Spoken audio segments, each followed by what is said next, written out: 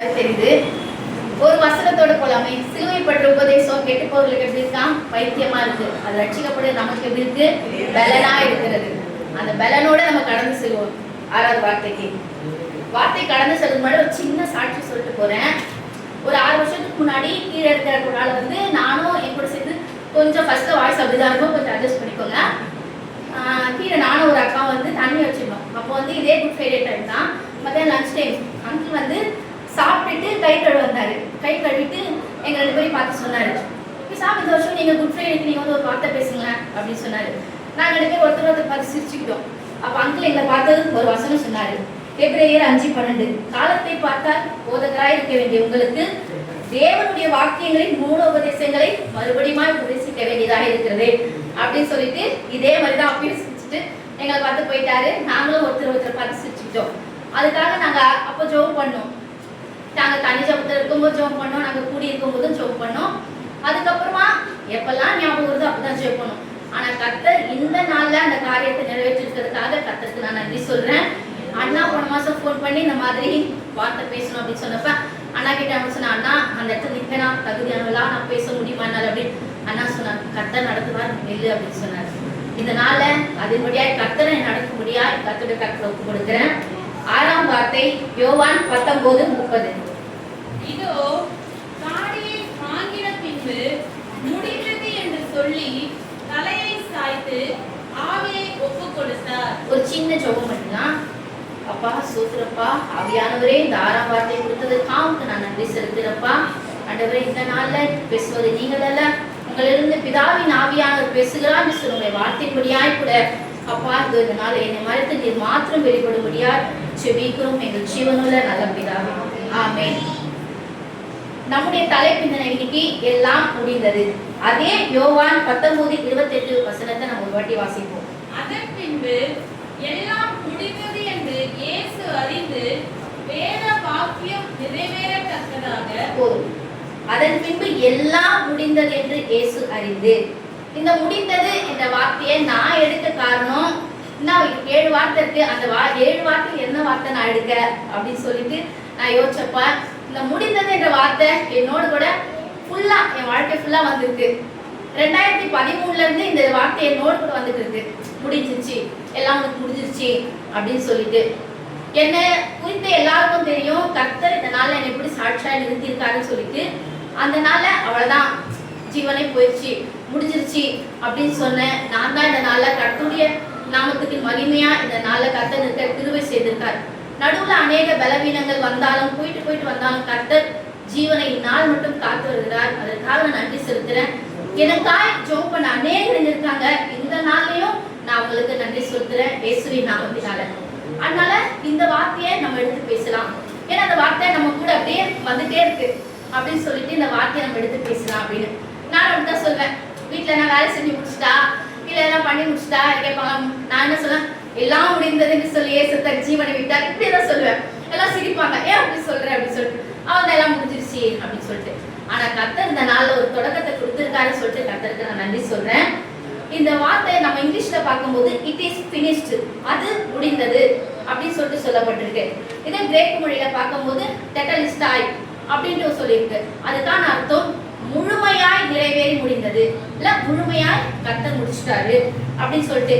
இந்த முடிந்தது என்ற வார்த்தையை மற்ற ஆகமங்களை நம்ம பார்க்கும்போது கர்த்தர் வந்து மகா சத்தமாய் சொன்னார் அப்படின்னு சொல்லிட்டு சொல்லப்பட்டிருக்கு. இதுக்கு முன்னாடி வந்த வார்த்தை தாகமாய் இருக்கிறேன். இப்ப நம்ம தாகமா இருந்தா என்ன பண்ணுவோம், இது ஒரு 4 வார்த்தை பேசினேன் எனக்கு தண்ணி தாங்க கிடைக்குது. அப்ப தாகமா இருக்குன்னு சொன்னா நம்மளுக்கு வார்த்தை வராது. ஆனா கர்த்தர் இதுக்கு முன்னாடி 5ஆவது வார்த்தை தாகமா இருக்கிறேன்னு சொல்லி, ஆனா 6ஆவது வார்த்தையாய் எல்லாம் முடிந்தது என்று மகா சத்தமாய் சொன்னார் என்று சொல்லி வாசிக்கும்.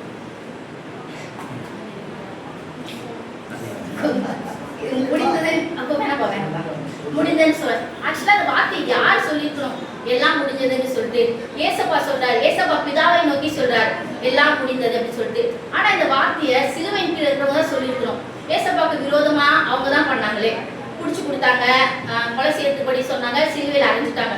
அவருக்கு விரோதமா இருந்தவங்க அந்த வார்த்தையை சொல்லிட்டுப்பா, நம்ம பிளான் போட்டு ஸ்கெட்ச் போட்டு எல்லாம் முடிச்சிட்டோம், அவர் இப்போ கொலை செய்ய போறாங்க, என் பிளான் வந்து முடிஞ்சிருச்சு அப்படின்னு சொல்லிட்டு யார் சொல்லியிருக்கணும், கீழே இருக்கிறவங்க தான் சொல்லியிருக்கணும். ஆனா சிலுவையில அந்த கேடு அடைந்தவரா இயேசு கிறிஸ்து சொல்றாரு. அதுவும் மகா சத்தமாய் சொல்றாரு, எல்லாம் முடிந்தது. கீழே இருக்கவங்க என்ன நினைச்சாங்க, நம்ம தான் இதை பண்ணுவோம் அப்படின்னு நினைச்சாங்க. ஆனா இயேசு கிறிஸ்து நம்ம பிதாவை நோக்கி இந்த வார்த்தை சொல்றாரு, பூமியில நீர் கொடுத்த நான் எல்லா வேலையும் நான் செய்து முடித்தேன் என்று சொல்லி மகா சத்தமாய் சொல்றாரு. இப்ப நம்மளுக்கு ஒரு வேலை யாருன்னா ஸ்கூல் காலேஜ்ல ஆபீஸ்ல அந்த மாதிரி எங்கன்னா கொடுத்தாங்கன்னா நம்ம என்ன பண்ணுவோம், அந்த வேலையை செஞ்சு முடிச்சுட்டு சோகமா போய் சொல்லுவோமா நான் வேலையை முடிச்சிட்டேன் அப்படின்னு சொல்லிட்டு? கண்டிப்பா கிடையாது. ரொம்ப சந்தோஷமா சொல்லுவோம் அந்த வார்த்தையை. நம்ம எப்படி நான் எல்லாத்தையுமே முடிச்சிட்டேன் அப்படின்னு சொல்லிட்டு நம்ம ரொம்ப சந்தோஷமா சொல்லுவோம். அதனால யோவான் 17:4 வசனத்தை வாசிப்போம். பூமியிலே நான் உம்மை மகிமைப்படுத்தினேன். நான் செய்யும்படி நீர் எனக்கு நியமித்த கிரியையை செய்து முடித்தேன். ஆமென். பூமியிலே நான் உம்மை மகிமைப்படுத்தினேன். ஃபர்ஸ்ட் அவர் செஞ்ச காரியம்னா பூமியிலே என் தேவனை அவர் மகிமைப்படுத்தினார். அதுக்கப்புறம் அவர் செய்ய சொன்ன காரியங்களை அவர் செய்து முடித்தார். அப்படி என்ன காரியங்களை அவர் செய்து முடித்தார் என்று சொல்லி நம்ம ஒரு 3 காரியங்களை பற்றி பார்ப்போம். வேத வாக்கியங்களை நிறைவேற்றி முடித்தார், சரீர பாடுகளை நிறைவேற்றி முடித்தார், மூன்றாவதாக நியாயப்பிரமாணத்தை நிறைவேற்றி முடித்தார். ஃபர்ஸ்ட் வேத வாக்கியங்களை நிறைவேற்றி முடித்தார். ஏசாயா 4:14.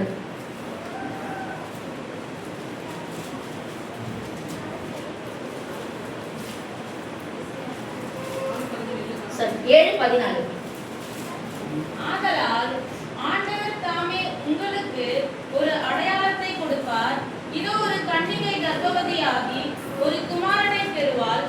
அவருக்கு இம்மானுவேல் என்று பெயரிடுவாயாக. ஆமென். நமக்கு ஒரு அடையாளத்தை ஃபர்ஸ்ட் கொடுக்கிறார். அது என்ன அடையாளம்? இந்த உலகத்தை ரட்சிக்க கிறிஸ்து இயேசு வருகிறார் என்ற அடையாளத்தை கர்த்தர் முதலாவது நம்மளுக்கு கொடுக்கிறார். பாவிகளை மீட்டெடுக்க ஒருத்தர் வராருன்னு சொல்லிட்டு ஒரு அடையாளத்தை ஃபர்ஸ்ட் நம்மளுக்கு கொடுக்கிறாரு. மனுஷனுக்கு ஜீவனை உண்டாக்கவும் அது பரிபூர்ணப்படவும் ஒரு அடையாளம் வருதுன்னு சொல்லிட்டு கர்த்தர் நம்மளுக்கு கொடுக்காரு. அது மட்டும் இல்ல, இருளில் இருக்கிற ஜனங்கள் பெரிய வெளிச்சத்தை காண போகிறார்கள் என்று சொல்ல ஒரு பெரிய அடையாளத்தை நமக்கு அந்த இடத்துல கொடுக்காரு. இந்த வசனத்தை தேவ ஆவியானவர் எங்க நிறைவேற்றிருக்காருன்னா மத்தேயு 1:23.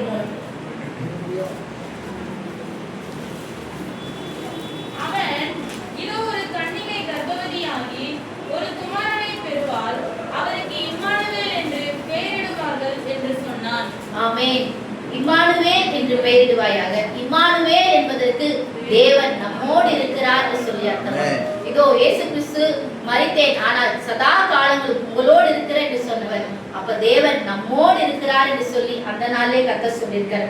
அவர் எங்க பிறந்தார் நம்ம பார்ப்போம். மீகா 5:2.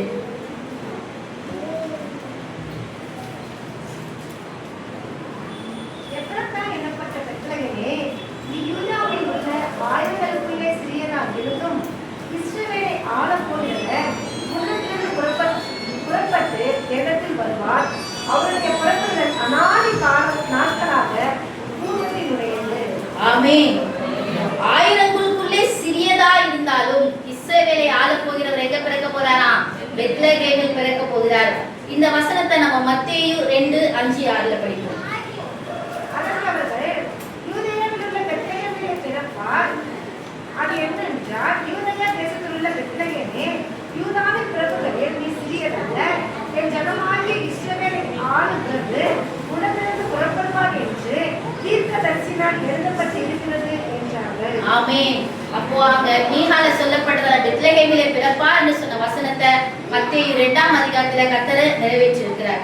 அவர் எதுக்காக வந்தார், என்ன செய்தார் என்று சொன்ன நம்ம இப்ப பார்ப்போம். ஏசாயா 61:1-2-3. கர்த்தராகிய தேவனுடைய ஆவியானவர் என்னில் இருக்கிறார்.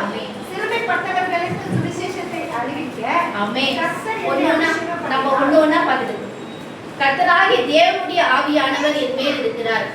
ஏசப்பா பண்ண ஞானஸ்தானம் எடுக்கும் போது ஏசப்பா மேலே ஆவியானவர் பண்ணாராம், புறாவை போல வந்து இறங்கினார். அப்போ ஆவியானவரே அவர் அபிஷேகம் பண்ணியிருக்கிறார். எப்படியா? சிறுமைப்பட்டவர்களுக்கு சுவிசேஷத்தை அறிவிக்க கர்த்தர் என்னை அபிஷேகம் பண்ணினாராம்.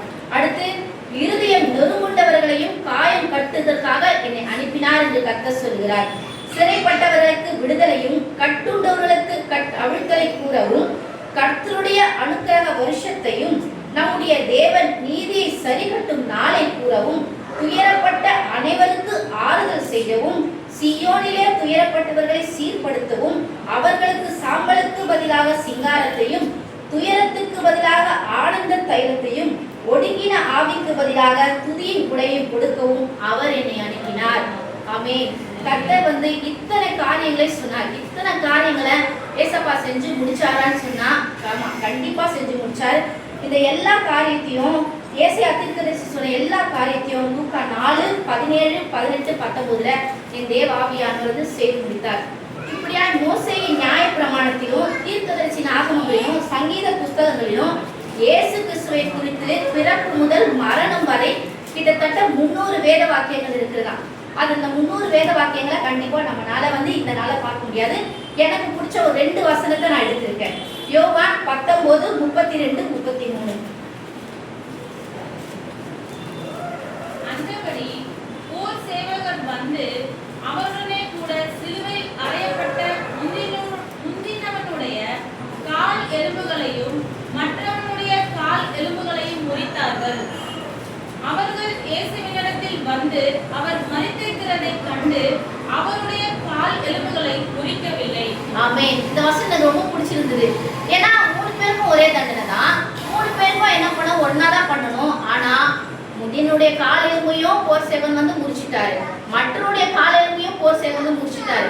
ஆனா கர்த்தருடைய கால் எலும்பை முறிக்க போகும்போது கர்த்தர் ஏற்கனவே மறிச்சிட்டாருன்னு சொல்லப்பட்டதுனால அவருடைய கால் எலும்பு முறிக்கப்படல.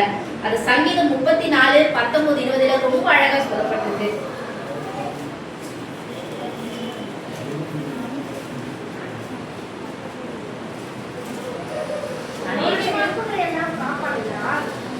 சங்கீதம் 34:19-20. நீதிமானுக்கு வரும் துன்பங்கள் அநேகமாயிருக்கும்.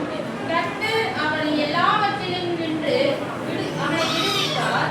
அவனுடைய எலும்புகளை எல்லாம் காப்பாற்றுகிறார். அவைகள் ஒன்றும் முறிக்கப்படுவதில்லை. ஆமென். அப்போ கர்த்தருக்கு அந்த சிலுவையில் எத்தனையோ பாடுகள் வந்தது, எத்தனையோ துன்பங்கள் வந்தது. சங்கீதக்காரன் சொன்னா அவனுடைய எலும்புகளில் ஒன்றாயிலும் முறிக்கப்படுவதில்லை. இதனால எத்தனை பேர் சொல்ல முடியும், எனக்கு நிறைய துன்பம் வந்திருக்கு ஆனா கர்த்தனை கைவிட்டார் அப்படின்னு சொல்லிட்டு ஒருத்தர் கூட அதை சொல்லவே முடியாது. எத்தனை துன்பம் வந்தாலும் இந்நாள் வரையும் கர்த்தர் உங்களோடு இருந்து ஆபத்து காலத்தில் உங்களோடு இருந்து உங்களை விடுவித்து இந்நாள் வரையும் காத்து கொண்டு வருகிற கர்த்தருக்கு நாம் நாள நன்றியோடு இருப்போம். அடுத்த வசனம், இத்தனை வேத வாக்கியம் இருக்கு. இத்தனை வேத வாக்கியங்களையும் ஏசப்பா நான் இத்தனை சரீர பாடுபட்டேன், நான் இப்படி பட போறேன், அப்படி இப்படி சொல்லிட்டு அநேக வேத வாக்கியங்கள் இருக்கு. ஆனா ஒரே ஒரு வசனத்தை ரொம்ப சிம்பிளா அழகா சொல்லியிருப்பாரு. அந்த வசனம் யோவான் 12:23-24.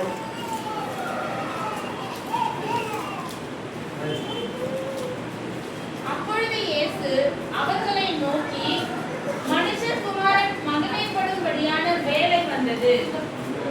மெய்யாகவே மெய்யாகவே நான் உங்களுக்கு சொல்லுகிறேன், கோதுமை மணியானது நிலத்தில் விழுந்து சாகாவிட்டால் தனித்திருக்கும், செத்ததையாகில் மிகுந்த பலனை கொடுக்கும். ஆமென். இந்த ஒரு வசனத்திலேயே நான் என்ன பாடுபட போறேன், நான் எப்படி வர போறேன் அப்படின்னு சொல்லிட்டு அநேக வசனத்தை பார்க்கல. இந்த ஒரு வசனத்தை எவ்வளவு அழகா சொல்லியிருக்காரு. கோதுமை மணியானது நிலத்துல விழுந்து பலன் கொடுத்தாதான் அது மிகுந்த பலனை கொடுக்கும். அது தனித்திருந்ததாக அதுதான் இருக்குமா, செத்ததா இருக்கும் என்று சொல்லி இந்த வேத வாக்கியங்களை எல்லா வேத வாக்கியங்களையும் இந்த ஒரு வேத வாக்கியம் இந்த ஒரு வசனத்திலேயே தேவன் அழகா சொல்லி முடிச்சுட்டாரு. இப்ப நம்ம அடுத்தது நம்ம பார்க்க போது சரீர பாடுகளை நிறைவேற்றி முடித்தார். மத்தேயு 27:26.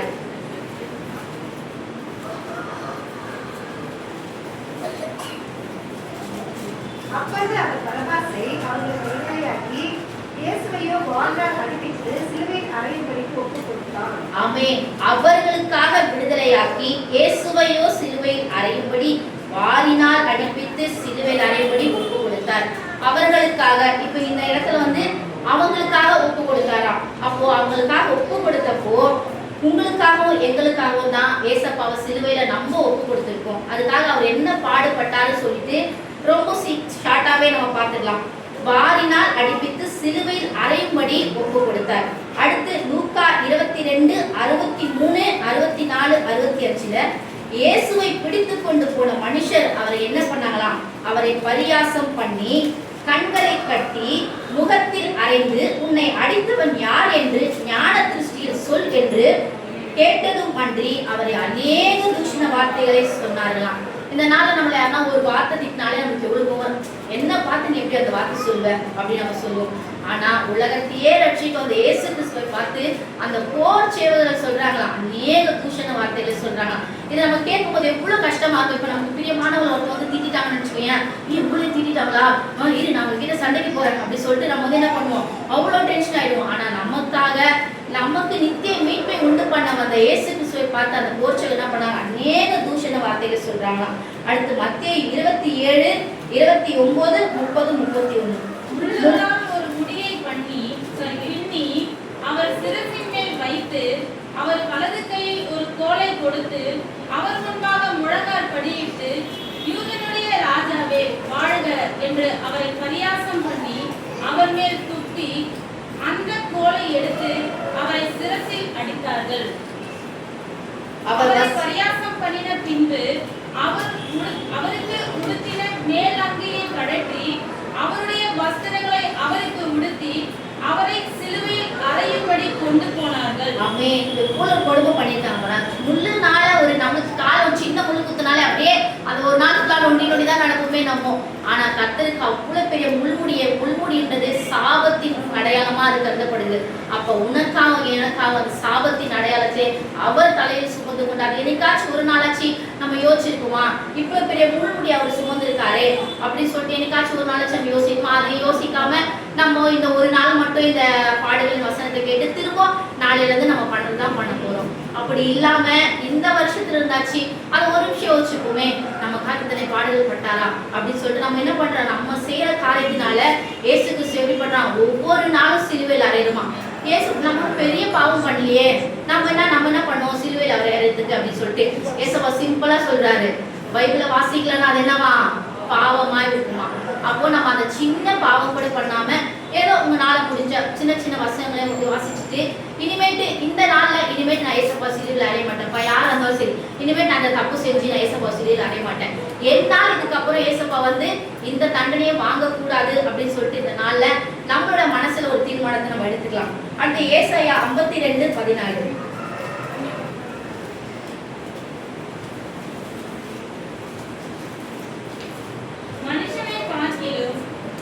அவருடைய முகப்பார்வையும் மனுபுத்திரரை பார்க்கிலும் அவருடைய ரூபமும் இவ்வளவு அந்தக்கேடு அடைந்தபடினாலே அவரை கண்ட அநேகர் பிரமிப்படைந்தார்கள். ஆல்ரெடி முள்முடி சூட்டிட்டாங்க, அந்த முள்முடி மேலேயே கோலை வச்சு அடிச்சுட்டாங்க, பின்னாடி ஃபுல்லா அந்த சாட்டையை வச்சு அடிச்சுட்டாங்க. அவனோட முகம் எப்படி போயிருக்கான், ஃபுல்லா மாறி போயிருக்கு, ஃபுல்லா ரத்த கரையில இருக்கு. அவரை பார்த்து எல்லாம் பிரமிக்கிறாங்க, என்னடா நம்ம பார்த்தவரா இருந்து இப்படி இவ்வளவு பாடுபட்டிருக்காரு அப்படின்னு சொல்லிட்டு. அவர் எல்லாரும் எப்படி பார்த்திருப்பாங்கன்னு சொல்லிட்டு நம்ம பார்க்கலாமா? உன்னத பாட்டு 5:10-14 வரையும் வாசம். நான் மதில்தான் என் உன்னத பாட்டு 5:10. ஆமென். என் நேசர் வெண்மையும் சிவப்புமானவர். அவர் தலை தங்கமயமாய் இருக்கிறது, அவர் தலைமை சுருள் சுருளாய் இருக்கிறது, காகத்தை போல் கருமையுமாய் இருக்கிறது. அவருடைய கண்கள் தண்ணீர் நிறைந்த நதிகளின் ஓரமாய் தங்கும் புறா கண்களுக்கு ஒப்பானவர்கள், காலில் கழுவப்பட்டவர்களும் நேர்த்தியுமாய் பதிக்கப்பட்டவர்களுமாய் இருக்கிறது. அவர் கண்ணுகள் தந்த ரத்த பாத்திகளைப் போலவும் வாசனையுள்ள புஷ்பங்களைப் போலவும் இருக்கிறது. அவர் உதடுகள் நீதி புஷ்பங்களைப் போன்றது, வாசனையுள்ள வெள்ளை போல மகிழ்ந்து வருகிறது. அவர் கரங்கள் படிக்க பச்சை படிந்த பொன் வலைகளைப் போல் இருக்கிறது. அவர் அங்கம் இந்திர நீல ரத்தினங்களை இழைத்த பிரகாசமான யான தந்தத்தைப் போல் இருக்கிறது. அவர் கால்கள் பசும்பொன் ஆதாரங்களில் நிற்கிற வெள்ளைக்கல் தூண்களைப் போல் இருக்கிறது. அவர் தூங்கும் நீபரோனை போலவும் கேடுகளைப் போலவும் சிறப்பாய் இருக்கிறது. அவர் வாய் மிகவும் மதுரமாய் இருக்கிறது. அவர் முற்றிலும் அளவுள்ளவர். இவரே என் நேசர், எருசலேம் குமாரத்திகளே, இவரே என் சிநேகிதர். எவ்வளவு அழகா சொல்லியிருக்காங்க. தலையில இருந்து கால் வரைய ஒவ்வொன்றும் எவ்வளவு அழகா இருக்கு அப்படின்னு சொல்லிட்டு நம்ம அதை வர்ணிச்சு பார்க்கவே முடியாது. ஏன்னா அது வந்து தலை தங்கமயமா இருக்கு, முடி சுறுசுறுலா இருக்கு, வெண்மையும் சிவப்பு மாணவர்னு சொல்லிட்டு தலையில இருந்து அந்த முடி கூட எப்படி இருக்கு அப்படின்னு சொல்லிட்டு அவ்வளவு அழகா அவரை வர்ணிச்சிருக்கிறவரை நம்ம என்ன பண்ணுமா, அந்த கேடு அடையும்படி செய்து சிலுவையில ஒப்பு கொடுத்துமா. ஏசாயா 53:6. அவர் யாருக்காக, உங்களுக்காக எங்களுக்காகவும் சிலுவையில அறையப்பட்டார். அது ஏசாயா ஆடுகளைப் போல வழிதப்பி திரிந்து அவனவன் தன் தன் வழியிலே போனோம். கர்த்தரோ நம் எல்லாருடைய அக்கிரமத்தையும் அவர் மேல் நினைப்பதினார். ஆமே. நம்ம எல்லாம் என்ன பண்ணாங்க? நம்ம எல்லாம் என்ன பண்ணுமா? என் இஷ்டத்துப்படி நான் இங்கதான் போவேன், கர்த்தர் சொன்னதை கேட்காம நான் இப்படிதான் போவேன், அப்படிதான் போவேன்னு சொல்லி என்ன பண்ணா? இந்த நாள்ல நம்ம அவரை சிலுவையில் அறையிடுமா. அதே மாதிரி ஏசாயா 53:4-5 வாசி. மெய்யாகவே அவர் நம்முடைய பாடுகளை ஏற்றுக்கொண்டு நம்முடைய துக்கங்களை சென்றார். நாமும் அவர் தேவனால் அடிபட்டு பாதிக்கப்பட்டு சிலுவைப்பட்டவர் என்று எண்ணோம். நம்முடைய மீட்பு நிமித்தம் அவர் காயப்பட்டு நம்முடைய அக்கிரமங்கள் நிமித்தம் அவர் ஒடுக்கப்பட்டார். நமக்கு சமாதானத்தை உண்டு பண்ணும் ஆக்கினை அவர் மேல் வந்தது. அவருடைய தழும்புகளால் குணமாகிறோம். ஆமென். அப்படி நம்ம அவரை நம்ம வந்து எப்படி சொல்றது? நம்மளோட அக்கிரமங்களுக்காகவும் பாவங்களுக்காகவும் நம்ம மரிச்சு கூட அவருடைய தழும்புகளால நம்மள ஒவ்வொரு நாளும் குணமாக்குறாரு.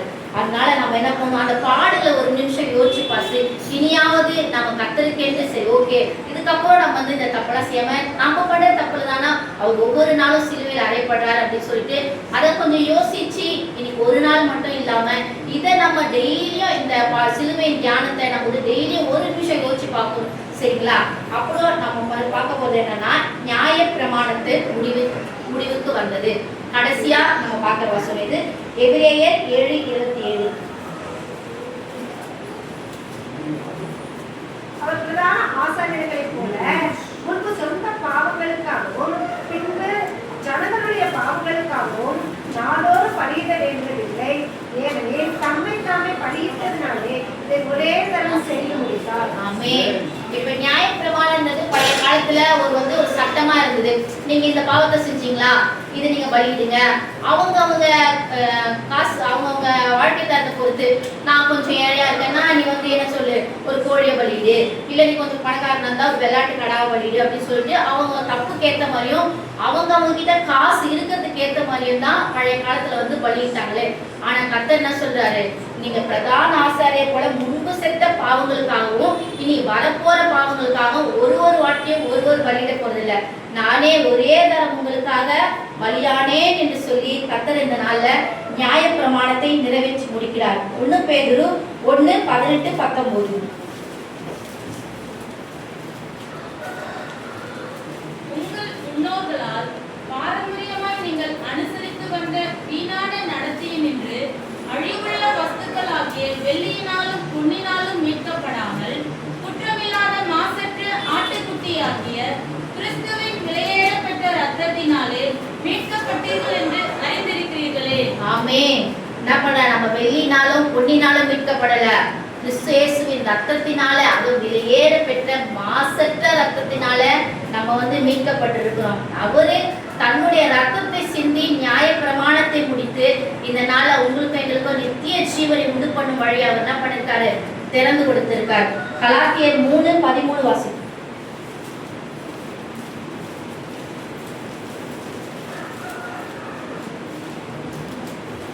மரத்திலே தூக்கப்பட்ட எவனும் சபிக்கப்பட்டவன் என்று எழுதியிருக்கிறபடி கிறிஸ்து நமக்காக சாபமாகி நியாய பிரமாணத்தின் சாபத்திற்கு நம்மை நீங்களாக்கி மீட்டுக் கொண்டார். ஆமென். நியாய பிரமாணத்தின் சாபத்திற்கு நீங்களாக்கி எங்களை மீட்டுக் கொண்டார். ஏன் அவர் சாகாம இருந்திருக்கலாம்? எதுக்கு சாபமாகி நம்மளை மீட்டாரு அப்படின்னு சொல்லிட்டு எபிரேயர் 9:17-18 வாசிக்கலாம். ஏன் அவர் சாபமானார் என்று சொல்லி. எப்படி எனில் மரணம் உண்டான பின்னே மரண சாசனம் உறுதிப்படும், அதை எழுதினவன் உயிரோடு இருக்கையில் அதற்கு பலனில்லையே. அந்தபடி முதலாம் உடன்படிக்கையும் இரத்தமில்லாமல் பிரதிஷ்டை பண்ணப்படவில்லை. எப்படி எனில் மோசே நியாய பிரமாணத்தின்படி சகல ஜனங்களுக்கும் எல்லா கட்டளைகளையும் சொன்ன பின்பு இளங்காளை வெள்ளாட்டுக்கடா இவைகளின் இரத்தத்தை தண்ணீரோடும் சிவப்பான ஆட்டு மயிரோடும் ஈசப்போடும் எடுத்து புத்தகத்தின் மேலும் ஜனங்கள் எல்லாரும் மேலும் தெளித்து. ஆமென். ஏனென்றால் எதுக்காக அவர் சாபமாகி மரிச்சாருன்னா, ஏனென்றால் எங்கே மரண சாசனம் உண்டோ அங்கே அந்த சாசனத்தை எழுதினுடைய மரணமும் உறுதிப்படணும். மரண சாசனம்னா உயிர் தான். அப்ப நம்ம உயிர் எழுதி வச்சா அந்த உயிர் வந்து ஒருத்தர் இருக்கும்போது அதுக்கு எந்த பலனும் இல்லை. அவங்க இறந்து போயிட்டதான் அதுல யார் யாருக்கு என்னென்ன கொடுக்கணுமோ என்னென்ன நன்மை இருக்கோ அந்த நன்மையெல்லாம் அவங்களுக்கு போய் சேரும். அதனால கிறிஸ்து தன்னையே மறித்து அவருக்கு நமக்கான நன்மைகளை கொடுத்திருக்காரு. இன்னும் ஒரு வசனத்தை வாசிப்போம். எபிரேயர் 10:9-10. தேவனோ உம்முடைய சித்தத்தை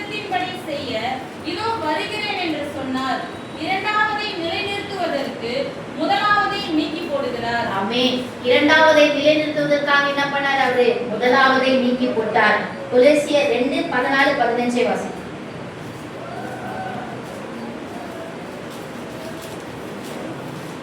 நமக்கு எதிரிடையாகவும் கட்டளைகளால் நமக்கு விரோதமாகவும் இருந்த கையெழுத்தை குலைத்து அதை நடுவில் இராதபடி எடுத்து சிலுவையின் மேல் ஆணி அடித்து துரைதனங்களையும் அதிகாரிகளையும் உரிந்து கொண்டு வெளியரங்கமான கோலமாக்கி அவைகளின் மேல் சிலுவையிலே வெற்றி சிறந்தார். ஆமென்.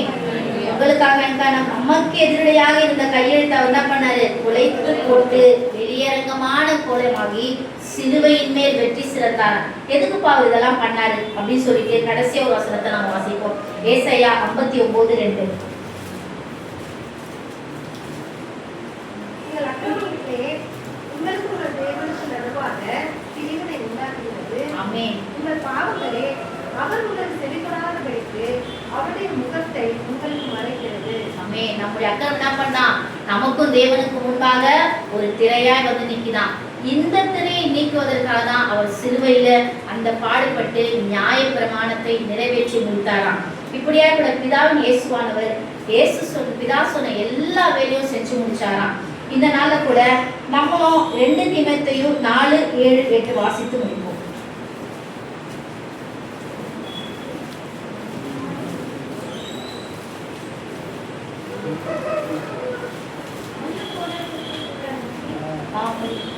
நல்ல போராட்டத்தை போராடினேன், ஓட்டத்தை முடித்தேன், விசுவாசத்தை காத்துக் கொண்டேன்.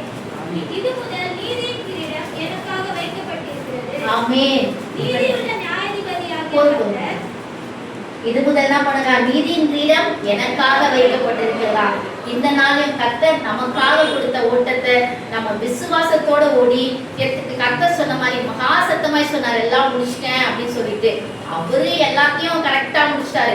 அவ்வளவு கரெக்டா நம்மளால முடிக்க முடியலனாலும் நம்மளுக்கு கொடுக்கப்பட்ட ஊழியத்தை நம்ம கொஞ்சம் சரியா செஞ்சு இந்த நாள்ல என் ஓட்டத்தை நான் முடித்தேன் என்று எல்லாரும் விசுவாசத்தை கொண்டு நம்ம எல்லாரும் சொல்லுவோம். நமக்காக என்ன வைக்கப்பட்டிருக்கு? ஜீவ கிரீடம் நமக்காக வைக்கப்பட்டிருக்கிறது. ஆமென்.